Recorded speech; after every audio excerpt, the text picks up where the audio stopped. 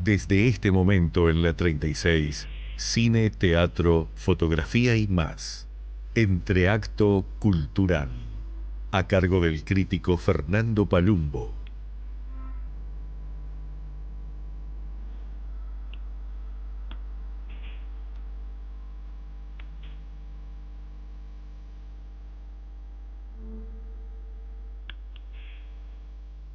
Muy buenas tardes a todos, amigos, amigas, en todas partes del mundo y también, por cierto, en Uruguay. Buenas tardes a nuestra querida operadora de sonido, la señora Blanca Rodríguez, que nos apoya además en la producción de este Entreacto Cultural todos los viernes a esta hora aproximadamente, cuando el sol siempre se mantiene en el firmamento. Bien, amigos, en este libreto que le mandé a Blanquita en el día de hoy, me olvidé de poner algo que voy a decir ahora. Yo decía que comenzábamos hablando de los estrenos que están llegando a Montevideo en la tarde, noche de ayer, fundamentalmente, estrenos de cine y también de teatro, vamos a conversar un poco hoy, pero me olvidé de poner pequeño acto fallido, que he estado pensando en ello toda la semana, que fueron los últimos días muy tristes para el cine del Río de la Plata, para el cine latinoamericano y fundamentalmente para el cine argentino, puesto que digamos que en contadas horas fallecen dos protagonistas fundamentales de la escena de nuestros queridos hermanos, los argentinos. Es el señor Luis Brandoni, nacido en 1940, y que tuvo una extensa, pero muy extensa trayectoria en materia cinematográfica como actor. Empezó haciendo teatro, hizo televisión hasta el cansancio, luego hizo muchísimo cine. Hablar de la obra de Luis Brandoni, al cual tuvimos la suerte de conocer, nos llevaría básicamente todo un entreacto o más de media hora de radio, por lo cual simplemente queremos recordarlo como un amigo, como una gran persona que pudimos charlar de mano a mano con él, con enorme conocimiento, sabiduría y franqueza. Brandoni fue de esos actores que nunca se la creyeron. Estuvo presente varias veces en diferentes festivales de cine de nuestro país. Lo recuerdo, por ejemplo, en Piriápolis de Película, con el cual conversamos largo y tendido. Y si tuviéramos que destacar algo en su vastísima trayectoria como actor, diría yo que hay dos películas emblemáticas en la obra de Brandoni que hay que ver, porque actúa muy bien y porque además las películas son muy fuertes. Una es La Patagonia Rebelde, una película de aventuras, de acción, un film político muy fuerte, muy duro, donde Brandoni hace a uno de los tres más importantes rebeldes del levantamiento de los campesinos o obreros del sur de la Argentina contra la cruel patronal que los estaba explotando, un hecho histórico que se dio en pleno momento en que el radicalismo gobernaba la Argentina a comienzos del siglo próximo pasado. Brandoni, lo digo esto, Brandoni después tuvo una importante actividad como política y como diputado y senador de la República representando a el Partido Radical en el siglo XXI, siglo XX, perdón, si mal no recuerdo. La Patagonia Rebelde es una película fundamental en la obra del cine argentino y también en la obra de Brandoni como actor. Después también uno lo puede recordar en la película de Alejandro Doria, Esperando la carroza, y en muchas otras comedias recientes que hizo Luis Brandoni. Tal vez en un futuro podamos dedicarle más tiempo a esta noticia que nos golpeó, aunque hay que decir que fallece después de haber hecho una vida que estuvo plasmada por éxitos, que él proyectó de esa manera, una vida donde él dijo voy a ser un gran actor, y a partir de 1961-62, cuando ingresa a la comedia argentina, se transforma en un personaje de las tablas de la televisión, tanto en comedia, en drama, en tragedia, un verdadero Don Juan de las tablas, este hombre que fallece a una edad, por suerte y por cierto avanzada, en un accidente doméstico mientras seguía haciendo teatro en la ciudad de Buenos Aires. Y también Además de Luisito, hay que destacar a otro Luis, que es el señor Luis Puenzo. Luis Puenzo, otro director emblemático, que hizo mucho cine comercial, antes de dedicarse a hacer lo que sería, digamos, cine más largometrajes en serio. Tuvo una larga trayectoria como publicista, y Puenzo va a hacer un film a partir del cual va a quedar en la historia del cine argentino, que es La noche de los lápices, una película que empezó a labrarse allá por 1983, que obtuvo un Oscar para el cine argentino. Se estrena en el 85 con Norma Leandro, entre otras destacadísimas figuras de la escena del otro lado del estuario del Plata. Y Puenzo, bueno, va a ser esta película que quedó en la historia. Es su mejor film. Ya después ni siquiera con Gringo Viejo va a obtener los laudos, la calidad y el éxito que tuvo con La noche de los lápices. Fue un golazo de media cancha en el ángulo, podríamos decir, si fuéramos futbolistas. Un film que se hizo con muchas presiones políticas, por cierto, y que se terminó de hacer y obtuvo ese Oscar para los hermanos queridos argentinos. Así que el fallecimiento de Puenzo también es un hecho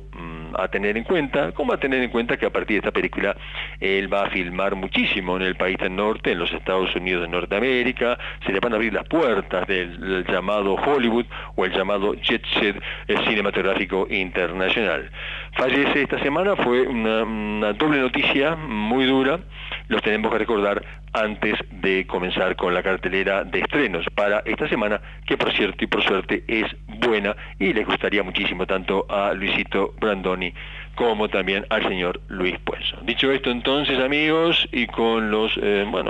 con los saludos para los argentores, para la gente del cine del vecino país, que está más transitando un momento desde el punto de vista económico muy, pero muy complicado, puesto que prácticamente no se están haciendo películas nuevas. Hay que decir que llega felizmente y finalmente el último viaje a China, que es una película de Alejandro Massi, con Soledad Silveira, con Carlitos Perciavale, y es un documental argentino-uruguayo sobre la gran China Zorrilla, nuestra primerísima embajadora del arte. Un film que, por lo que hemos estado leyendo y pudimos también ver en las diferentes sinopsis del film, hay mucho contenido. Es una película que tiene mucho material de archivo, por cierto, con muchas intervenciones de Soledad Silveira y Carlos Perciavale, pero también hay muchas cosas que dijo en vida China Zorrilla, que fue, entre otras cosas, además de ser una estupenda actriz emblemática por todo lo que integró para el teatro independiente, para La vecina orilla. Vamos a comentarlo esto la semana entrante. Dice cosas muy interesantes, ¿verdad? Fue una mujer inteligente, una mujer muy culta, proveniente de una familia que han sido verdaderos embajadores de la cultura nacional en todo el mundo. Es un estreno, me parece, a tener en cuenta, muy postergado, pero que felizmente llega a nuestro país. Muy contento Massi por la obra que acaba de hacer como director. También está llegando una película que nada tiene que ver con un viaje a China, o al interior de la China Zorrilla sería, que se llama La voz de Hind. La voz de Hind es una película tunecina, franco-palestino y también del Reino Unido, de Kauter Ben Anya. Es una película de casi 90 minutos, muy fuerte, nominada al Oscar 2026 como Mejor Film Internacional, dirigida por esta directora tunecina, Ben Anya, que usa, entre otras cosas, grabaciones reales de las conversaciones que una nenita palestina, Hind Rahab, de apenas 6 añitos, mantuvo con personal de emergencia ya por enero del 2024. El hecho ocurrió en un asedio, un ataque del ejército de Israel a Gaza, y bueno, va a describir la película la desesperación de esta nenita en un auto donde va a tener que permanecer, por obvios motivos, en fuego cruzado, en ese auto con los cadáveres de toda su familia, digamos, asesinada brutalmente por el ejército israelí, tal como la película lo plantea. La voz de Hind no solo es un drama o una gran tragedia bélica,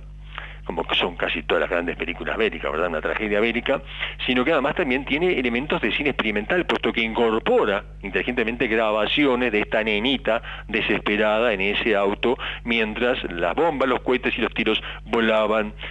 muy cerca de ella, salvando tal vez milagrosamente y con mucha suerte su vida. Así que es una película por demás interesante que recoge parte de la historia bélica reciente. La voz de Jim se puede ver únicamente y lamentablemente en la Cinemateca Uruguaya a las 20 horas y en momentos en los cuales ya se está poniendo un poquito fresquito. Por cierto, esta llegada del otoño hace 48 horas a Montevideo. Esto lo digo para aquellos que nos están escuchando, por ejemplo, en el viejo mundo, que están disfrutando de la primavera como nos estaban comunicando antes que saliéramos al aire. Y ahora, después de dicho todo esto, vamos a la estrella en materia de promoción y publicidad de esta semana, y posiblemente también en cuanto a taquilla. Es una película llamada Michael, y bueno, y con eso ya todos tienen que entender. Es un film de Antoine Fuqua, es sobre la vida del legendario Michael Jackson. Atención, que esta película es parte de una trilogía. Llegó la primera, que es una coproducción británica y norteamericana del 2026, se estrenó en Uruguay casi simultáneamente con todo el resto del mundo, obviamente porque son copias digitales, ¿verdad? Esto era impensable cuando el cine era fundamentalmente analógico. Bueno, esto es un pequeño banquete o felicidad que podemos tener aquellos que nos dedicamos a la crónica cinematográfica, que es el ver en simultáneo con otros colegas la película, en particular esta de 127 minutos, donde trabaja justamente Jafar Jackson, pariente de Michael Jackson, quien interpreta a su pariente, a su tío, de forma muy bien. Por cierto, este sobrino se mueve espléndidamente en la película de Antoine Fuqua, que es un director fundamentalmente de industria, como se le solía decir, o sea, directores contratados por las grandes empresas o sellos del cine, las grandes productoras, para hacer películas por encargo, donde siempre el director obviamente le pone su mano, ¿verdad? Le pone su estilo. Lo sabe hacer muy bien este hombre, Antoine Fuqua, y logra una película muy entretenida para aquellos que le gusta la obra de Michael Jackson. Hay estupendas escenas de los conciertos que este hombre brindó, como si estuviéramos viendo el concierto original. Abarca toda la primera etapa de Jackson cuando era un nenito y tiene que enfrentarse duramente a la figura cruel y dura de su padre, cuando comienza con los Jackson 5 o los 5 Jackson, que él tenía que trabajar obligatoriamente cantando y bailando junto a sus hermanos por diferentes compromisos comerciales y también por mandatos paternos tiránicos que lo obligaban a trabajar de esa manera. El film va, entiendo, a complacer muy bien a todos aquellos que se acerquen a ver esta película. La pudimos ver en el preestreno. Realmente es un título que va a estar en muchas salas y va a estar por mucho tiempo. Ya está lista la segunda parte y la tercera, me han comentado que tiene algunos problemitas en materia de exhibición, puesto que narra aspectos de la vida de Michael Jackson que no son demasiado lindos o positivos de trasplantar a las futuras generaciones. Como sabrán, Jackson tenía varias pasiones: la música, el canto, el baile, por supuesto, pero también los animales, tenía cantidad de animales domésticos y no tanto a su alrededor, y también un enorme cariño por los niños, que por momentos fue en exceso. Y con esto ya muchos entenderán de lo que estoy hablando si saben algo de este cantante que revolucionó la escena con su música en el siglo final del siglo XX, fundamentalmente. Hablando de cantantes, nos vamos de esta mega estrella, super estrella, que se estrelló en algunos momentos de su carrera, que es reconocida sin duda, que murió trágicamente, a otro sujeto que no es tan importante para las masas, tal vez, no tan reconocido, pero que le dio al rock and roll y al rock blues, al rock soul, una importancia fundamental, como es Jeff Buckley. Jeff Buckley, anoche en el estreno de lo que fue el Festival de Cine Inédit en nuestro país pudimos ver una película que hace honor a la vida de este cantante, de este músico, de este guitarrista de rock que murió trágicamente a los 28 años, pero que su música logró proyectarse más que él en vida. Obviamente no alcanzó una fama superestelar, y vamos a hablar un poco más sobre este cantante, sobre lo que es el actual festival de cine documental musical que se está viendo en estos momentos en nuestro país, y también a compartir algunas palabras que tuvimos con la señora directora de este festival, luego de escuchar unos acordes musicales de nuestro grupo que nos acompaña todas las tardes acá en el Centenario, que es Copla Alta, que tiene que ver con la poesía y con, bueno, ir haciendo camino al andar, independientemente de que uno sea una estrella o no, como lo fue Michael Jackson y también Jeff Buckley. Caminante, son tus huellas el camino, y nada más. Caminante, no hay camino. Se hace camino al andar. Al andar se hace camino, y al volver la vista atrás se ve la senda que nunca se ha de volver a pisar. Caminante, no hay camino, sino estela en la mano. Hace un tiempo en ese lugar,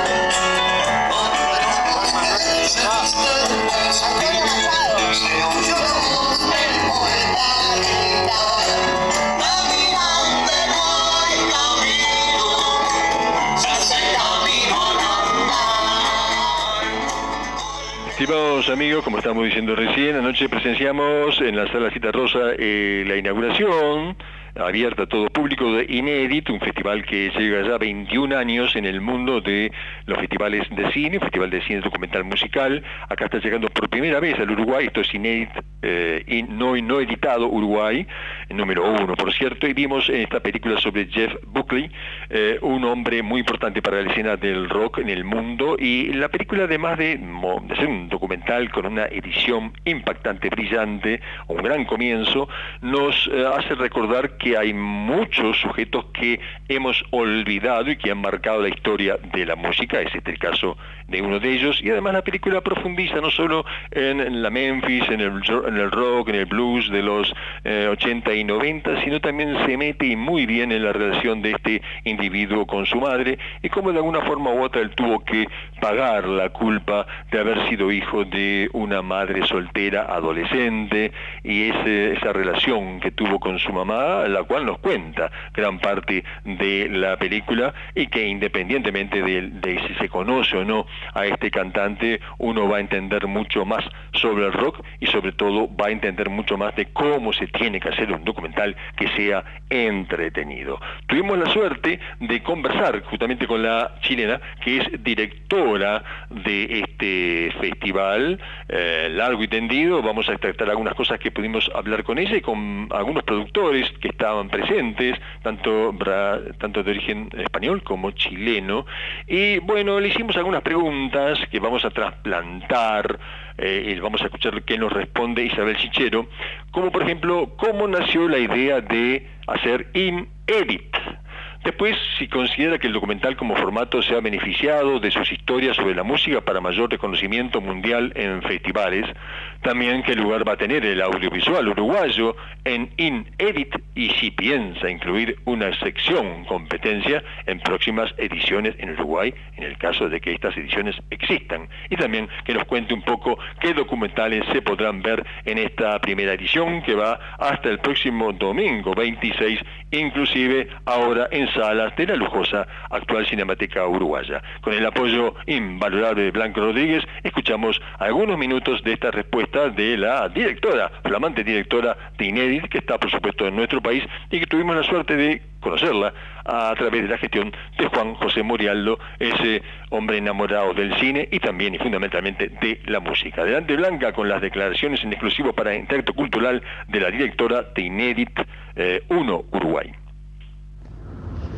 Ya, bueno, voy con la primera. ¿Cómo fue la idea de hacer Inédit acá en Uruguay? Bueno, Inédit, sabemos que es un festival que ya está hace más de 20 años en Barcelona y en más de 10 países en el mundo. Y la idea de hacerlo acá es porque consideramos que Uruguay tenía una industria musical muy potente y también una industria audiovisual que va en crecimiento. Y nada, un Inédit es un punto de encuentro del cine y la música por excelencia, y pensamos que acá Uruguay es una tierra muy fértil para poder empezar a hacer un festival de este estilo, que no solamente trae estrenos internacionales, sino que piensa a futuro en crear una escena local y en revalorar el audiovisual musical como un patrimonio. Bueno, creo que el formato audiovisual ha ido creciendo desde ya hace un tiempo. Creo que las plataformas también han hecho un trabajo para que el género se difunda y que no solamente se quede como un género formativo e informativo, sino que ya cada vez vemos documentales con un lenguaje más autoral,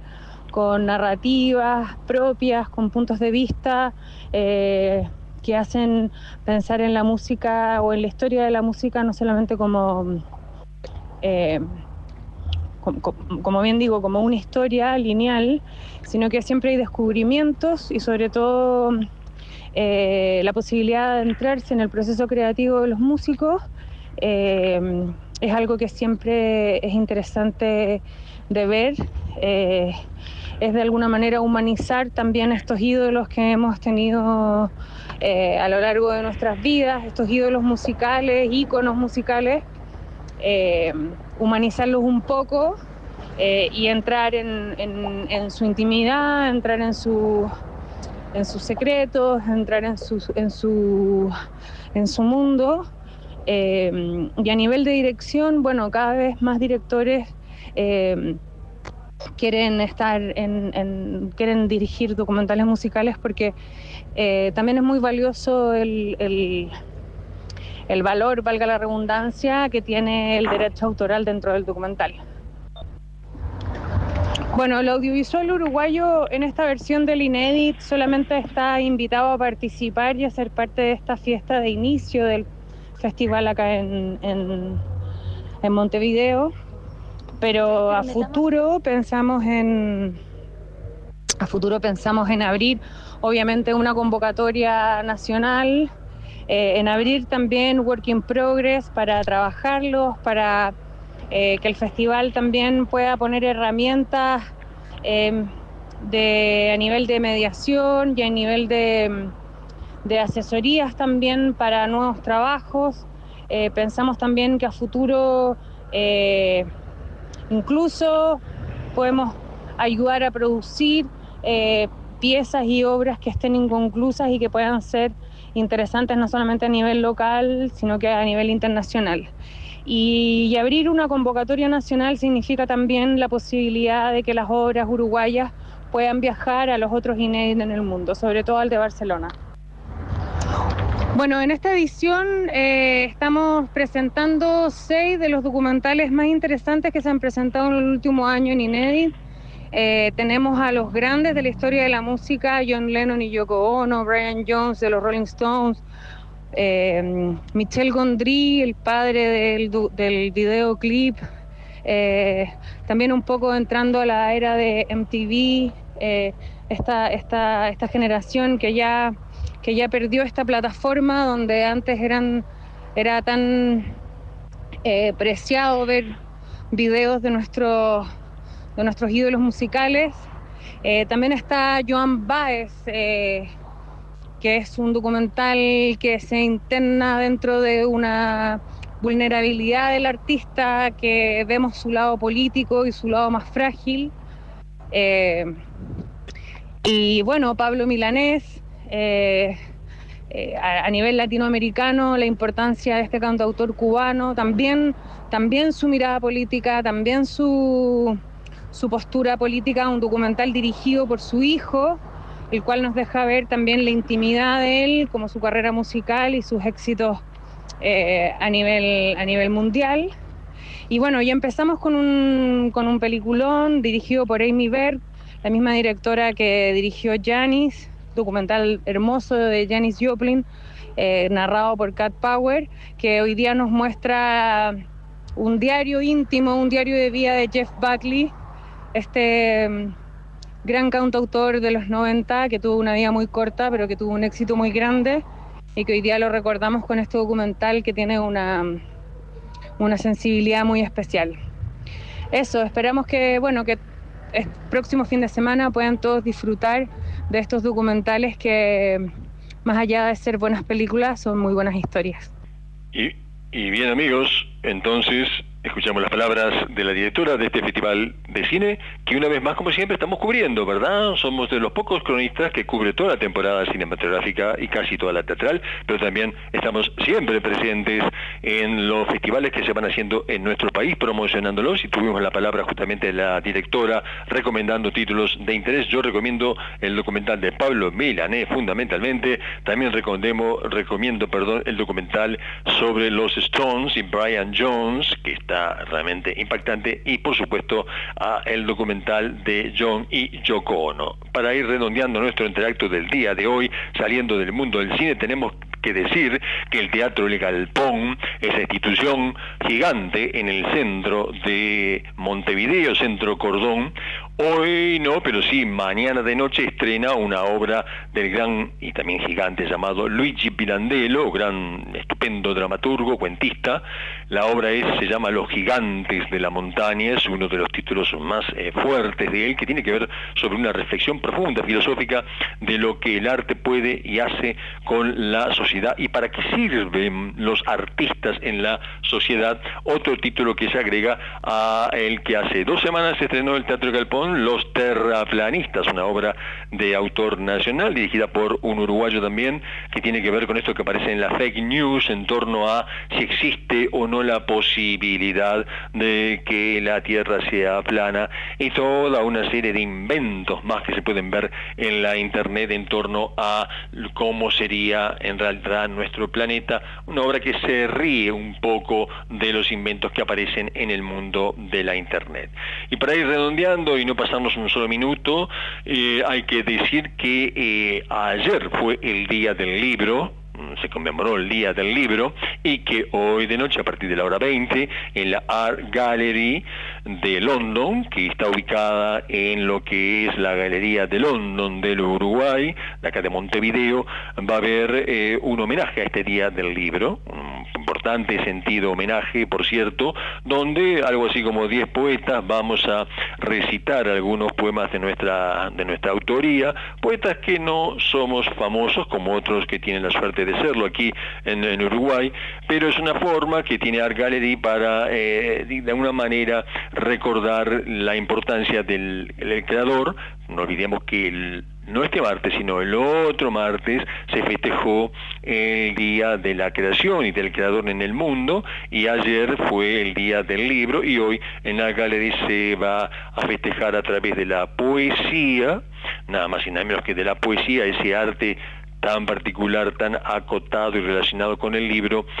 Vamos a poder escuchar diferentes voces no demasiado conocidas que van a rendir homenaje a el libro a través de sus poemas. Y dicho esto, nos estamos retirando, no sin antes decirles que nos estamos encontrando dentro de una semana donde posiblemente ya esté estrenada la película de David Frankel, El Diablo Viste a la Moda parte 2, con Meryl Streep, Anne Hathaway, que la parte 1 fue hace unos años, por lo menos 15, un éxito, y va a llegar esta otra película tan estelarizada como lo es Michael, estreno de esta semana. Amigos de todas partes del mundo, gracias por escucharnos, y bueno, como siempre decimos, que pasen lo mejor posible y no se olviden de seguir yendo al cine como un acto de comunidad, como un acto social que es tan pero tan importante para seguir manteniendo juntos con la cultura hacia adelante, militando 100% por la cultura. Hasta la semana entrante y que pasen todos lo mejor posible.